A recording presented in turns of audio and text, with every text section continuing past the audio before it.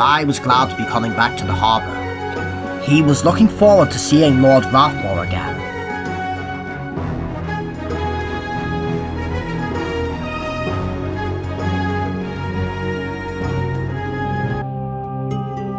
Frederick, Francis and Giles were resting outside the shed as the spy arrived. Look! The wee mouthpiece is back from his adventure. Even when he's not talking to us, he manages to wake us up. I wonder what tales of the unknown he wants to hear this time. I was enjoying my rest until you two started bickering. As Spy backed down to join the others, Frederick could only hope that no one would mention Goliath. Even the two ensigns resting in the sheds made Frederick feel uncomfortable, as he didn't know them or if he could trust them. Frederick was used to the idea of ensigns from all parts of the railway occasionally staying at the sheds before taking a train, but at a time like this, it seemed like a very bad omen. Frederick really wished the two ensigns weren't there.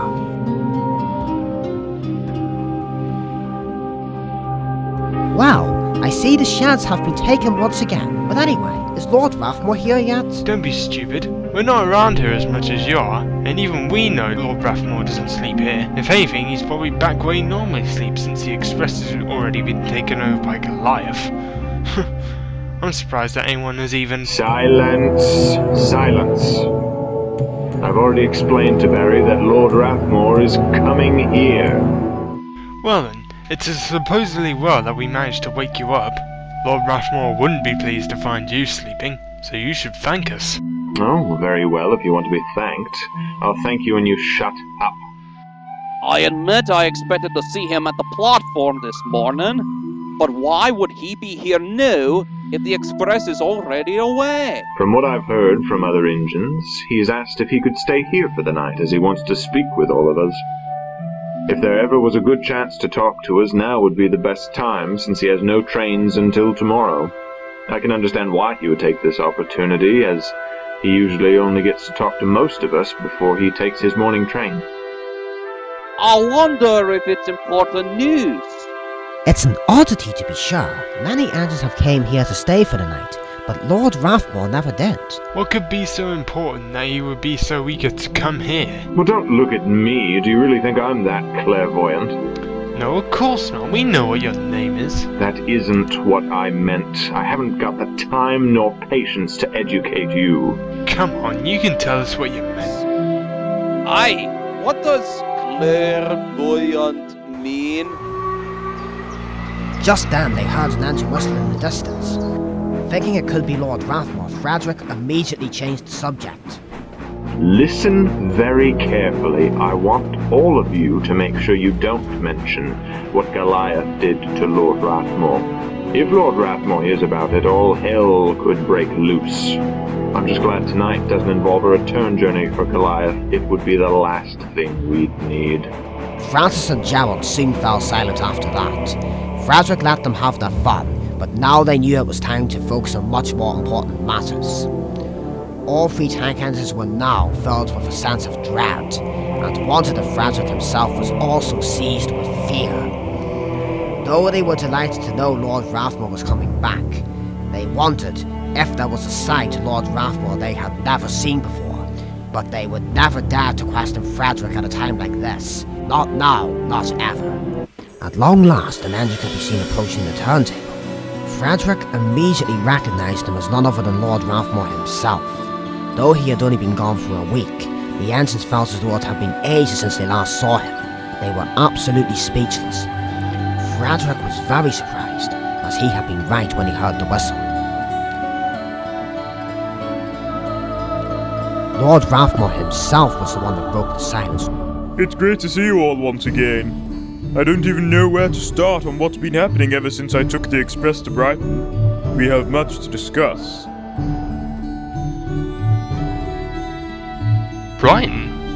You mean New Brighton? It has to be New Brighton he's talking about.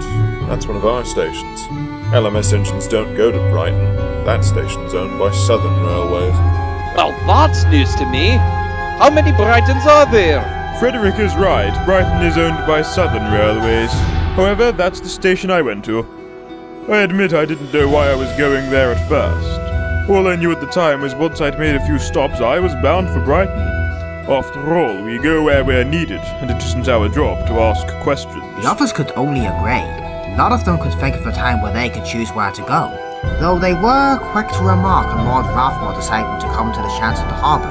They all thought it was quite amusing, and even Lord Rathmore had to laugh. Lord Rathmore then started to tell them all about his run to Brighton. The tank engines tried to ask questions, but Frederick politely asked them not to, as he didn't want Lord Rathmore to be interrupted. As Lord Rathmore got further into the story, Frederick saw another engine taking a goods train he would normally be in charge of at this time, but because he had taken the holiday special earlier on, he was allowed to have a rest.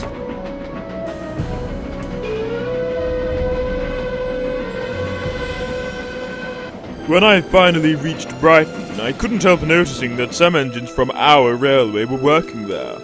Unfortunately, at the time, I just didn't have the strength to ask what they were doing, but it was only the beginning of what I would see next.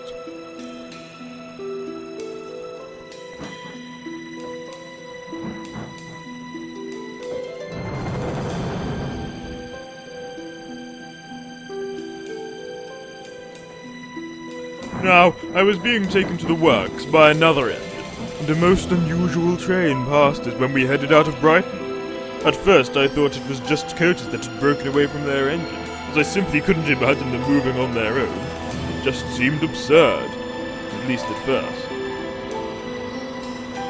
However, when I started paying attention to a peculiar humming sound with me, I speculated it had a motor of some sort, but it was difficult to hear over the engine taking me to the works. As I continued to look at the strange train, my attention was immediately drawn to the wheels, as they were emitting sparks. And that was when it occurred to me that a lot of the track in the area had a third rail.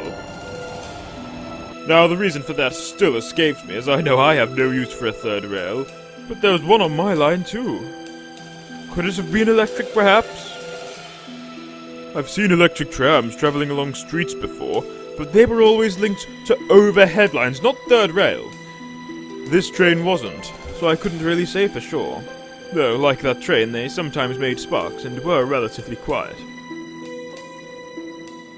The thought of this train intrigued the tank engines to no end. Despite Frederick's objections, they could no longer hold back their curiosity, so Lord Rathmore agreed to answer one question from each tank engine. Does that line have more trains like that? Oh, well, I'd hardly be able to answer that, as it was late at night, so not many trains would have been running. And regardless of how little I knew about that railway, I'm certain the same applies to it. Why didn't you notice the third rails when you were coming into Brighton? Before Lord Rathmore could answer Barry's question, Francis rudely interrupted. Really, Barry? Would you look at the track all day? It must really be something to know where to stop without looking at the signals. Francis and Gerald thought this was very funny, but they quickly changed their mind when Frederick spoke severely to them. After Francis's interruption, Lord Rathmore had had enough and decided not to answer any more questions till he was finished telling them the rest of his story. However, secretly he had to admit, what Francis said was along the lines of what he was going to say, but he wasn't impressed if Francis was deliberately mocking Barry. Once he was satisfied he had everyone's undivided attention, he continued from where he left off.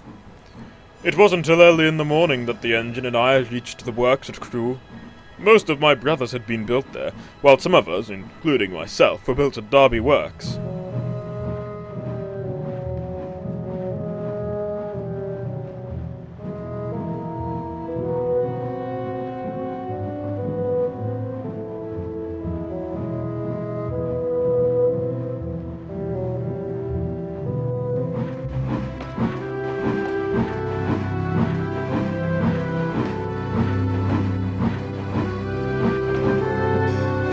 We've had to change the lamps enough times just getting here. Why do we have to do this? Why can't someone else?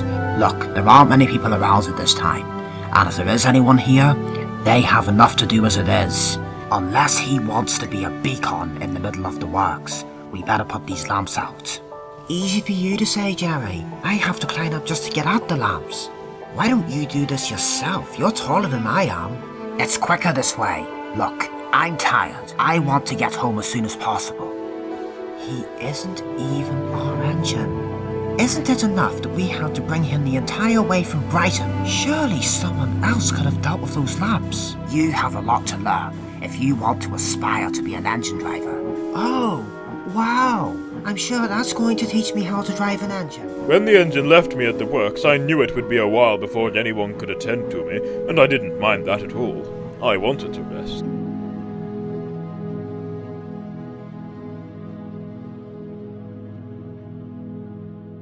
Later on that day, I awoke to find an engine right beside me. If engines could faint, I would have.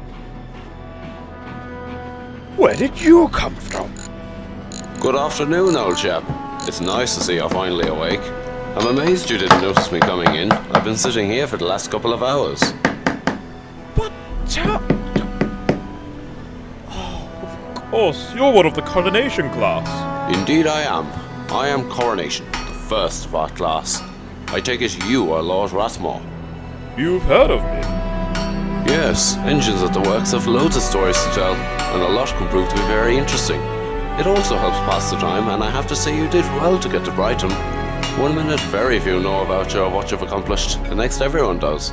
You didn't really think you'd end up here without everyone finding out, did you? No, I just didn't expect it to literally spread in my sleep. I don't suppose you happen to know why I went to Brighton. Brighton isn't one of my usual destinations anyway. My crew obviously knows, but I didn't think to ask them at the time, as I was planning to ask them when I got home. It seems fate had other plans. I had the same question as you, but I'm afraid none of the engines around here seem to know. Hold on a minute, I can answer that for you. I think your train was carrying some of the board of directors from our railway. They wanted to go on a tour of the Southern Railway.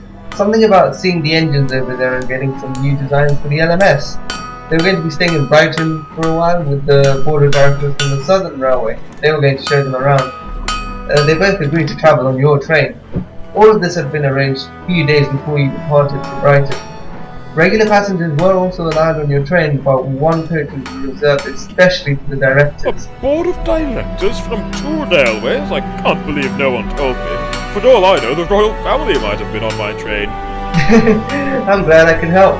Anyway, I'm just here to tell you we'll be ready to check you over in a few hours, and we estimate it could take about a week or more before you're fully repaired. Normally it wouldn't take this long, but we've had a lot of work and maintenance to do lately, especially with all these new engines we built, such as that one beside you. He was only built last month, and what a fine engine he is. He's actually here for an inspection, and it's very important to check the condition of a newer design ever so often to ensure they meet expectations. If we didn't, well, a problem could emerge at the most inconvenient moment. Soon enough engines would be having wonky whistles everywhere. Now, I'll be on my way. Wait a moment, there's something else I need to know. Sorry, May, I have to get going. Engines don't fix themselves. I doubt they really have anything to worry about. I've been in good working order since the day I was built. We have already proved ourselves to be more than a match for those A4 Pacifics. In fact, we are considered the fastest and most powerful passenger engines ever built. Shall I tell you about my record run? Certainly I heard about your record, but I would like to know what happened during your attempt to achieve it. My crew only told me how fast you went, and I know there's more to a record than that. This run took place not so long after me and my 2 sisters, Queen Mary and Queen Elizabeth, were built at this very works last month.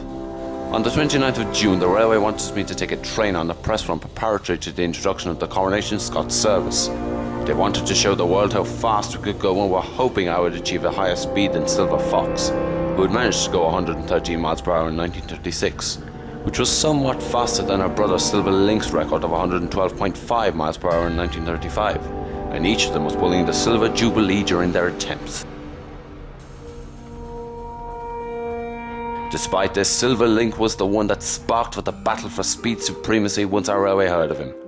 My record run was to take place between Euston Station and Crewe, the very place we happen to be at now.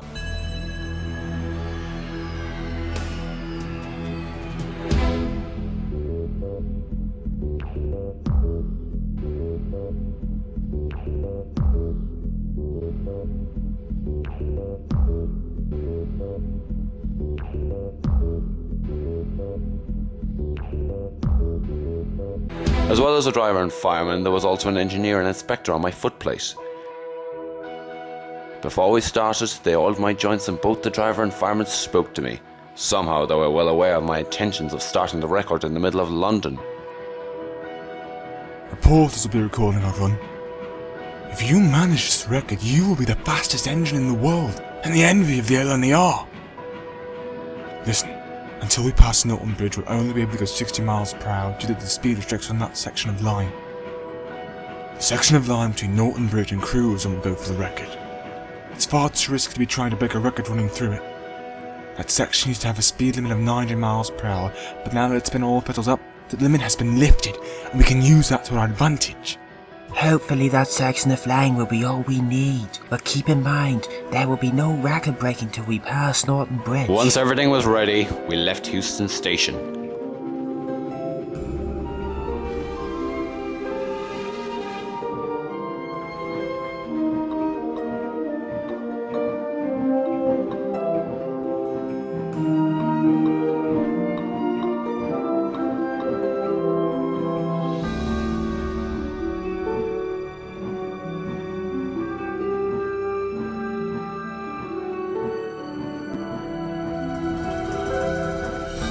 As we travelled through London, I really wished we could go faster, and for only what the driver and fireman had said, I would have tried to persuade them. Nonetheless, I had to admit the run was quite splendid once we got out of London, even if I had to wait a while before we could attempt the record.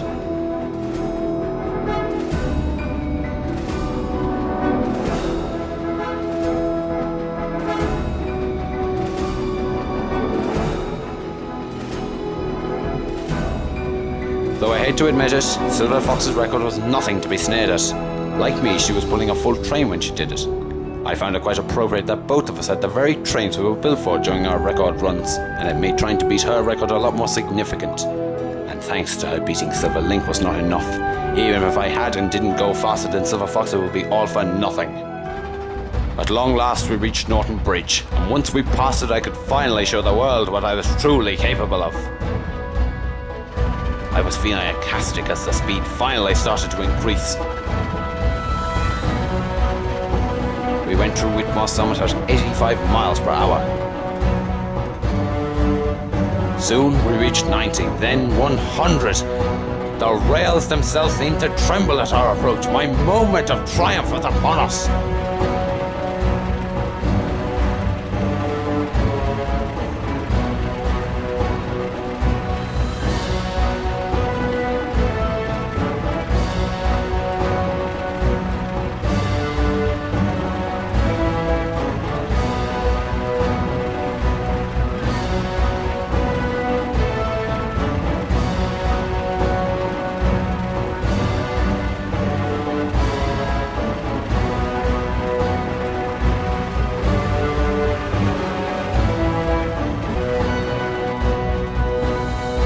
On the final stretch I had reached 114 miles per hour. The record was ours.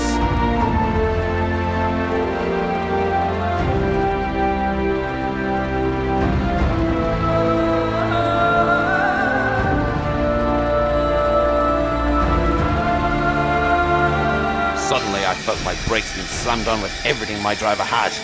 All of us immediately realised there was no time to celebrate, as Crewe was very close indeed. In fact, it was just over a mile away.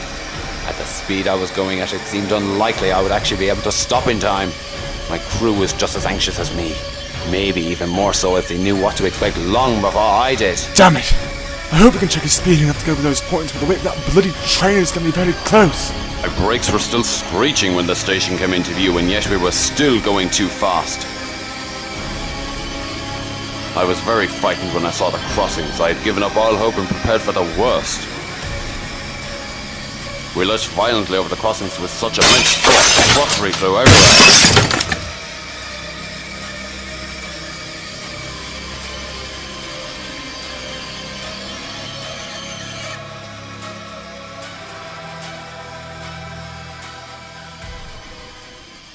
The odds were well and truly against us, but incredibly, we reached platform 3 safely and nothing had been derailed or damaged except for the crockery. Never before or since will there ever be a time I was more grateful to be alive. Change really had struck like lightning that day. One moment we broke a record, the next we were fighting for our lives. The moment my brakes had been slammed on, we had managed to stop in 1 minute and 19 seconds over that final 1.1 miles.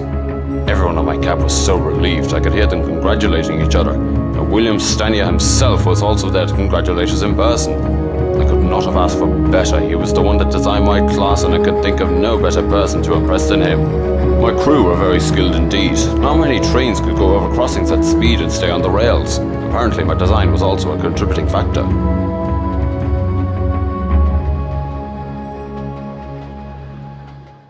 After being turned round, I was coupled to the train once more for the return journey to Houston.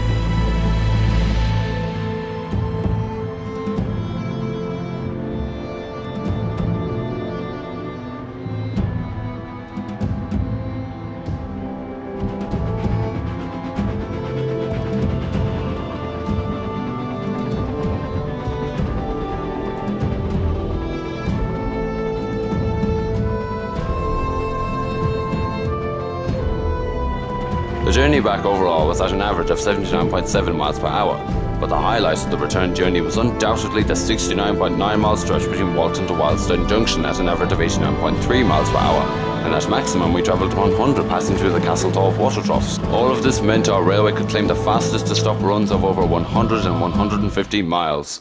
Not only did I set one record, I had also proven we could obtain high speeds without slowing down. All the same, I was glad there was no other records to beat on the way back. One was quite enough, and ever since that fateful day I sometimes have nightmares about those crossings, as I know they can claim lives very easily at dangerous speeds. No matter how fast you go, high speeds are only a benefit if the engine can stay in control whenever it needs to stop. Thank you for telling me all this. It really is enlightening to hear how well the Coordination Scott is doing. If more engines used your reasoning, there would be fewer accidents. I'm just grateful I lived to tell the tale. Very few engines would ever be so precise when it comes to distance or speed, but I was influenced by my crew to use those extra digits. After all, as I explained, Silver Link originally had a record of 112.5 miles per hour, and say Silver Fox had only managed to achieve 112.7 miles per hour instead of our actual record of 113 miles per hour, it would still be enough to beat his record. It really does astound me that something so minor could make a difference. I couldn't agree more. You never know when things like that can actually prove their worth. It really is something to be able to go faster than the A4s. I remember yesterday a B2 said no engine from our line could ever compete with the LNAR, or words to that effect. I can't remember exactly. What a shame he isn't around to hear this. He certainly won't be laughing when I next see him. So he's yet to hear about my record? Just wait till he does. Try to deliver it delicately, otherwise the poor thing might end up breaking down. The works on this railway won't like that. If he proves to be like this all the time, I wouldn't mind that at all. He might actually learn something. I cannot say for certain if he'll constantly be like this, he's only said it once, but that's usually how it starts, once followed by multiple occasions. I've had enough experience to know engines like him tend to make a habit of their delusional arrogance. I couldn't have put it better myself. It would serve him right. You're alright, old boy. We'll now be checking you over to see what work needs to be done. As far as we can tell, you'll only need one of your cylinders repaired, or replaced by the looks of it. But we do need to check for other things, you know, just in case additional problems have arisen when you try to take your train with one cylinder out of commission. I'm not entirely sure what made everyone on your train approve of this course of action, as it sure ain't gonna make things easier for us at the works if we find any other problems. While I was being inspected, it wasn't long until more workmen arrived to look at coordination. After they were done, me and coordination never seemed to run out of things to talk about.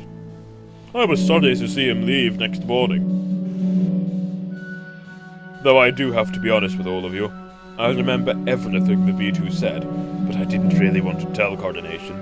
It might have offended him. So I chose my words carefully when I mentioned him. I know what you mean. Sometimes what we don't know isn't worth knowing. In the end, a word to the wise isn't necessary. It's the naive ones that need advice. The elders were very excited about the record. They really wanted to beat Coronation. While the engines chatted among themselves about the record, Barry couldn't help thinking about Lord Rathmore not mentioning the B-12. After what the B-12 had said the other day, Barry was very surprised. But he suddenly remembered that to Lord Rathmore, the B-12 was simply one of many to slander their railway. With that in mind, Barry decided not to dwell on this any longer. He was now more interested in why Lord Rathmore saw those other LMS engines at Brighton. If that workman told you why you went to Brighton, by any chance, did anyone at the works happen to know why other engines from our railway were at Brighton? Well, eventually someone at the works told me some engines and stock from our railway were on loan to the Southern, mostly for parcel services. I'd actually heard about that a couple of weeks ago, but until now I never believed it and dismissed it as rumour. Don't want to spread false information or anything. Before I went away with my train, I was talking to two engines. One was saying that with Southern Railway's recent investments and maintenance, they didn't have enough engines, so they borrowed some of ours till they could find a solution. Both the other engine and myself argued with him on the matter, as neither of us believed him. As I left, I could still hear them arguing. I have little choice but to believe it now. If I see that other engine now, I owe him an apology. I never once thought that any of our engines could ever be loaned to another railway. Our railway seems to have had quite an association with them. Francis wanted to ask Lord Rathmore another question, but he knew he had run out of time when he saw his and Gerald's crew approaching. Oh, more shunting. Either that, or we have to let that engine out. Those sheds can't even cater for all of us. It's time they built new ones. Well, I remember when me and Guinevere first came here ages ago. These sheds used to do the job just fine. No one expected the traffic to get this heavy. Back then, all it was a few goods trains onto the odd local. We didn't even have an express bound for London back then. Guinevere? Ugh, never heard of that, lass. We'll need to chat about this one day.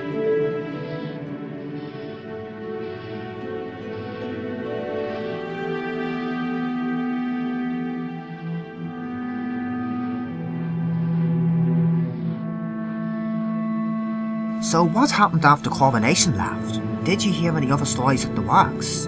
I wouldn't mind hearing another. From what you've told us so far, you seem to be enjoying yourself. In regards to Barry's question, I did hear quite a few stories at the works, but I wouldn't have time to tell them all. However, I would like to know who my replacement was. Was he a patriot like me? Barry and Frederick didn't like this. They were presented with the very topic Frederick had wanted them to avoid. Barry knew Frederick didn't want him to mention Goliath, so he waited to see what Frederick would say to Lord Rathmore. However, Frederick hesitated to answer. Despite knowing Lord Rathmore may ask about the replacement, Frederick really didn't know what to say. He was feeling dreadfully nervous, because Lord Rathmore had once told him about a vindictive LMS engine, though for unknown reasons Lord Rathmore had never referred to the engine by name. Frederick really hoped Goliath was not the same engine Lord Rathmore mentioned. He didn't even want to tell Lord Rathmore Goliath's name. The situation was made even worse when he saw that one of the engines in the shed was now awake and would soon be making its way to the turntable. Frederick feared that engine might know about Goliath and could tell Lord Rathmore, as it may well have heard his question while being prepared by its crew. Frederick highly doubted the engine was malicious, as it may have only been trying to be helpful by answering Lord Rathmore's question. But at the same time, Frederick did not want any interference, especially not if the engine told Lord Rathmore everything about Goliath. Frederick only wanted to say what needed to be said, nothing more, nothing less. Frederick really could not say for certain if that engine knew about Goliath, but if he hesitated any longer, Lord Rathmore would start to get suspicious. As far as Frederick was concerned, the two engines in the sheds had made the situation more awkward than it should have been.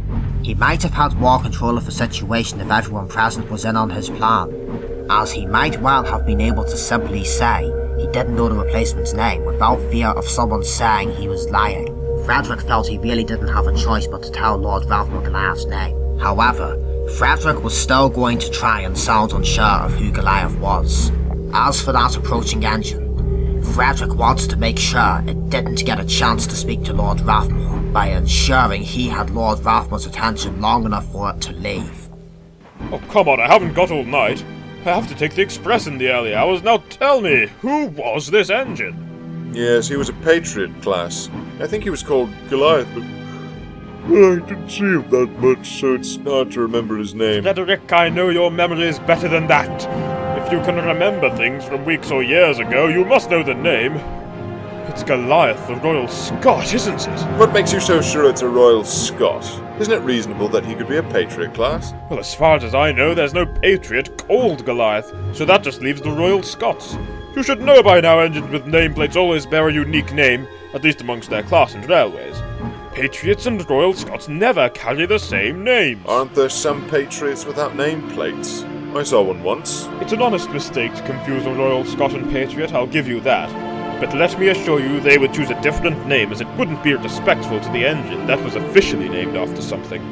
Railway officials wouldn't approve of that. So, for the last time, he is not a Patriot. Do not bring it up again. It's sickening to think that Goliath of all engines was chosen in my stead. It's fortunate none of you were damaged by him. He can be very brutal. I'll never forget what he did all those years ago. You were very lucky indeed. Frederick knew there was a possibility Lord Rathmore may ask about the replacement, but he did not expect this. It seemed Lord Rathmore already knew Goliath. Unfortunately for Frederick, the name alone was all Lord Rathmore needed to discover more than he intended. Frederick's hopes that Goliath wasn't the same engine Lord Rathmore mentioned were quickly shattered. From what Lord Rathmore had said, there was more to Goliath than Brian and Frederick had ever dared to imagine. When Frederick thought about what Lord Rathmore had said, he realised that indeed none of the engines at the harbour had been damaged. So perhaps Lord Rathmore would assume nothing had went wrong.